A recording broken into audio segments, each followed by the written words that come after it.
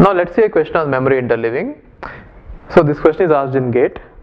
Consider a memory system that contains 8 memory modules that are attached to the system bus, which is 1 word length.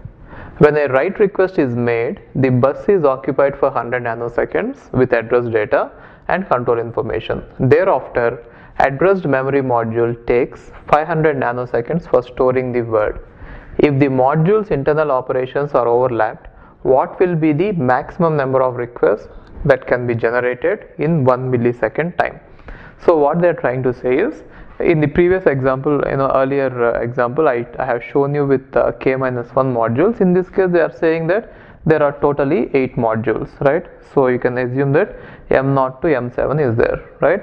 And now they are saying that once a request is given to a module, it is going to take 500 nanoseconds by that module in order to process that request, right? But only problem is with the decoder, right? So you are going to have the address. Now that address will be fed to the decoder in order to activate one of the modules, right? So for this entire overhead, it is going to take 100 nanoseconds. That is why address bus has to be occupied for 100 nanoseconds. Alright, they are saying that 100 nanoseconds is going to be taken by the address bus. So why is it taking it is, you have to place the address there and our decoder has to decode it, and so that the corresponding memory module will be activated. Once it is activated and once that particular word is being sent to that, then it will take 500 nanoseconds, and at that time you can give the request to the other one. Therefore, if you try to see how it is going to happen, you can assume that for one word, first 100 nanoseconds is the overhead required in order to translate the address into corresponding module and the word, and after that 500 nanoseconds is going to be taken by each module to process the service, right? And now while each one is providing you this service, you could start sending the next address for the next one 100 nanoseconds, which means the next module can be activated by then, and again it is going to take up 500 nanoseconds to process, right? Now see this 100 here, 100 here, and this is, let us say, module number 0 is activated here, and here module number 1 is activated, and now still we have more modules. Therefore I can still put one more request by the time first one is getting processed, right? So 100 nanoseconds if I put here, then let us say module number 2 is activated here, module number 0, module number 1, module number 2, right? Now here 200 nanoseconds is over, and again I can put one more, right, which means 100 nanoseconds. Now module number 3 can be activated. Yes, we have 0 already active, 1 is activated now, 2 is activated, 3 is activated. Now just you compare with this time, right? Do we have resources to activate meanwhile? That is the question. So 1, 2, 3, and if we observe it, let me extend it a bit further. Okay, now 3, and again I can activate one more module here, let's say 100 nanoseconds, module number 4, right?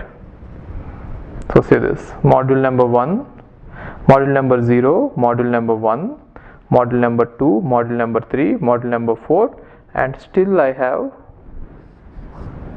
500 nanoseconds, and I can activate one more module, right? So 100 nanoseconds, module number 5. So I can put all the 5 modules busy all the time, isn't it? So 0, 1, 2, 3, 4, 5. So I have the 6 modules. Therefore by the time the first module gets freed up, I can keep all the modules busy by raising the request, right? Therefore now I have enough number of modules to always generate the request and keep all the modules busy, right? And so if you take 100 nanoseconds, for every 100 nanoseconds I am going to generate one request, isn't it? Because I have the resources to overlap clearly.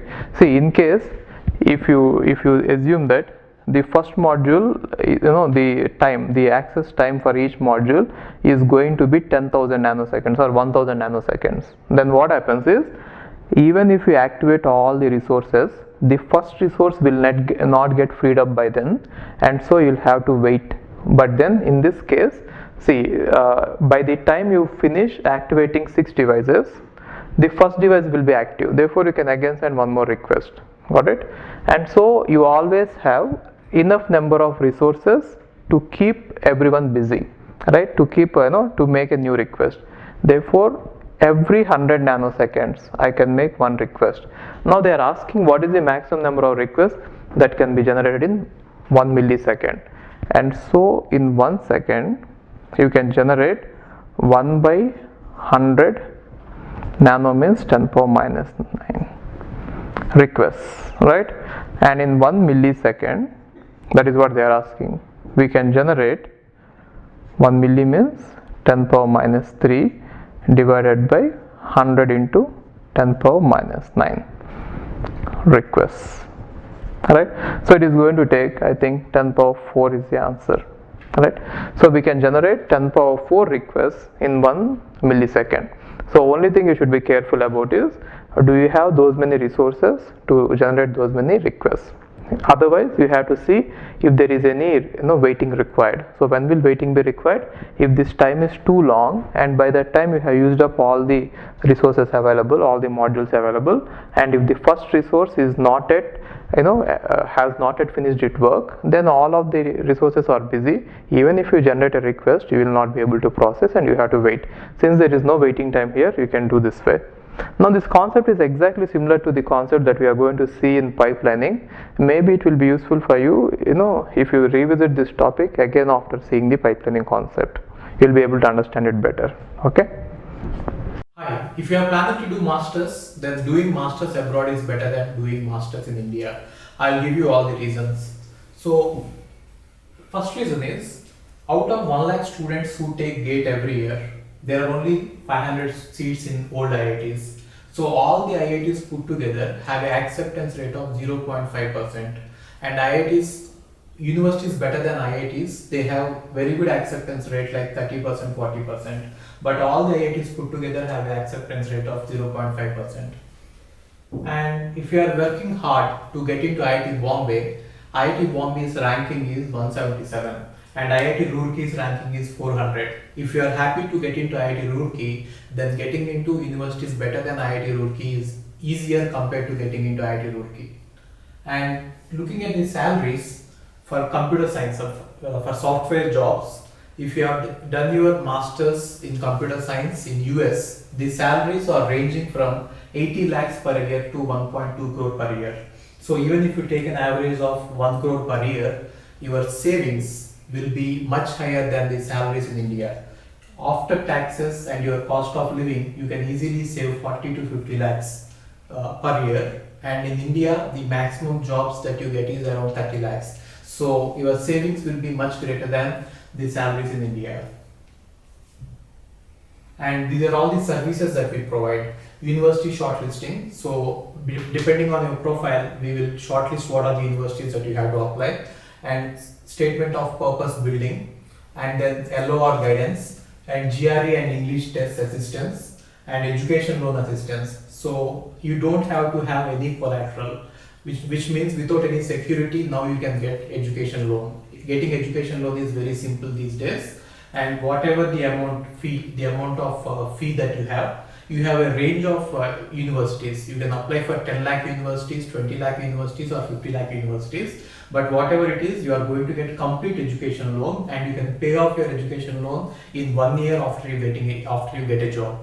And then we do visa assistance, mock visa interviews, and then connecting with the university alumni. So now you might ask why we should join Game of Visas. So the answer is, we have 90% success rate, 99% success rate. And these are all the destinations that we guide the students to. So we guide students to any country that you want to go. So now it is not just USA. We guide to UK, Germany, Australia, Canada. So we guide students to all the countries. We work with all the destinations. And if you are interested in going abroad, you have to just drop us a message on this WhatsApp number 9494 555 454. Okay, thank you.